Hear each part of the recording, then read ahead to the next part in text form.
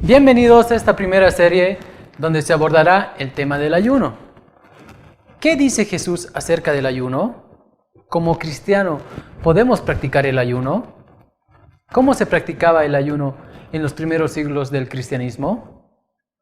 Para responder estas preguntas, primeramente hablaré sobre los usos del término ayuno en el Antiguo Testamento. Por un lado, la palabra ayuno significaba abstenerse de comer. Esto quiere decir que no ingerían alimento durante un tiempo que ellos determinaban. Además, otro término que se utilizaba es afligir el alma o molestar a su cuerpo. Entonces, el ayuno de manera externa llegaba a expresar el sentimiento o estado de ánimo de las personas, como por ejemplo la humillación, el lamento, el arrepentimiento, la oración, el ruego, la confesión de sus pecados. A continuación presentaré 4 referencias del ayuno encontradas en el Antiguo Testamento. Primeramente, el ayuno sacerdotal, mencionado en el libro de Levíticos. Es el primer y el único mandamiento mencionado en la Biblia sobre el ayuno. Este mandamiento se refiere al día de expiación o Yom Kippur.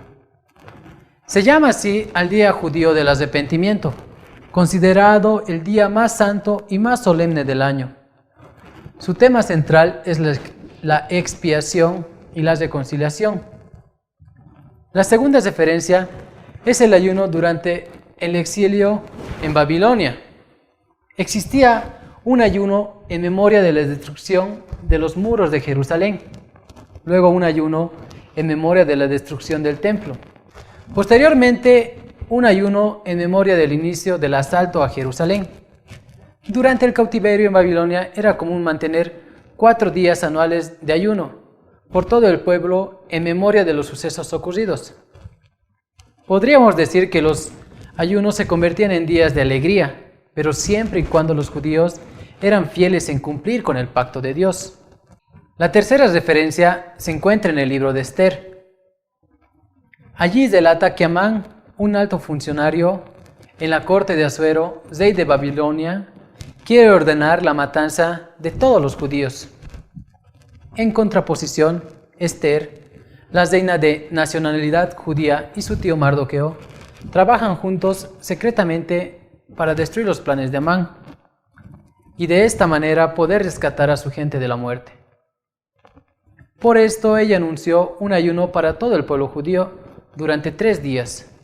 La historia nos relata que los planes de Amán no fueron concluidos como él esperaba. Al contrario, terminó con su propia ejecución y el pueblo judío fue protegido por el rey Asuero y su reina. En conmemoración al suceso relatado en este libro, se recuerda y celebra la fiesta de Purim. Es una festividad alegre que recapitula la victoria del pueblo judío sobre Amán y su plan para matarlos. Por último, el libro de Daniel relata que él ayunó por 3 semanas con el propósito de encontrar la revelación de Dios respecto a las visiones que él tuvo. Por este motivo, él no utilizó perfume, no ingirió alimento y no tomó vino. Durante este tiempo, él resistió las cosas que eran agradables a su cuerpo. Al terminar estos 21 días de ayuno, un ángel responde a la petición que Daniel tenía ante Dios.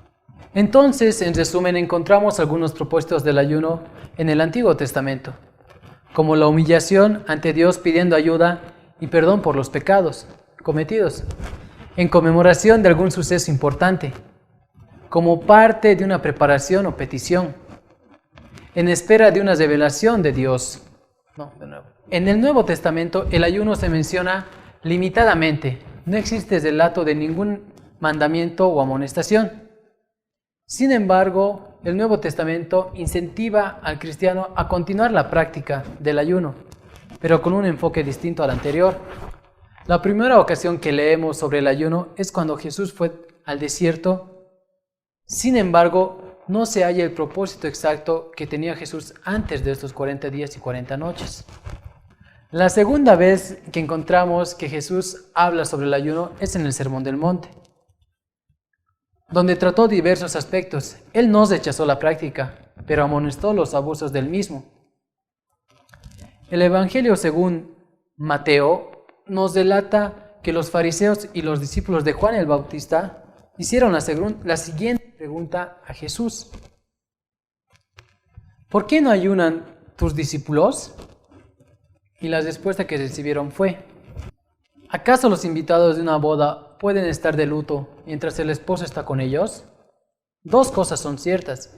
Primero, que el ayuno estuvo asociado con la tristeza. Se ayunó en circunstancias de tristeza del corazón, normalmente por causa del pecado, del peligro o por anhelo de alguna bendición de Dios. Segundo, se ayunaba cuando hacía falta algo, y se puede apreciar que los discípulos no carecían de nada, debido a que Jesús estaba con ellos y no era conveniente ayunar cuando el novio está presente. Pues el tiempo de ayuno ha de llegar cuando Jesús dejaría de estar con ellos. Los últimos libros que mencionan el ayuno son el libro de Hechos, donde los líderes de la iglesia practicaban el ayuno para la elección de misioneros y ancianos. La epístola de Corintios muestra que el ayuno era parte de la vida personal de Pablo. Los motivos que encontramos en el Antiguo Testamento no debe ser lo más importante. Jesús dice: no se echa vino nuevo en odres viejos, porque el vino revienta los odres. Entonces el vino se derrama y los odres se echan a perder. Más bien, el vino nuevo debe echarse en odres nuevos. Esto quiere decir que el pacto nuevo lleva a algo nuevo, que revienta los límites del pacto antiguo. Las promesas ya han tenido cumplimiento con Jesús. En otras palabras, el ayuno se trata de Jesús y el reino de Dios. El ayuno lo consideramos a Él mismo, buscarle a Él. Lo que no podemos encontrar en el Nuevo Testamento es algún consejo para ayunar. El Nuevo Testamento se enfatiza más en la importancia de usar la Biblia, es decir, la palabra, y vivir en oración. Pero ni una vez nos anima para ayunar.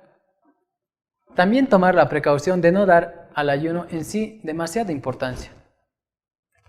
En conclusión, podría decir que el ayuno cristiano es una manera de buscar comunión íntima con Dios, buscar consejos, instrucciones y dirección de Dios en las diferentes situaciones o necesidades personales dentro de la sociedad y la iglesia.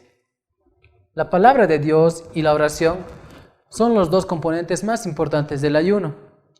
La abstención de alimentos solamente puede beneficiar si permite dedicarse solo a Dios. También indica admitir la impotencia y debilidad propia, pues es necesario estar cerca de Dios, porque el ayuno correcto sucede frente al rostro de Dios, no frente a los demás. Es posible vivir muy íntimamente con Dios sin ayunar, pero creo que el ayuno puede ayudar a tener y mantener una relación buena y viva con Dios.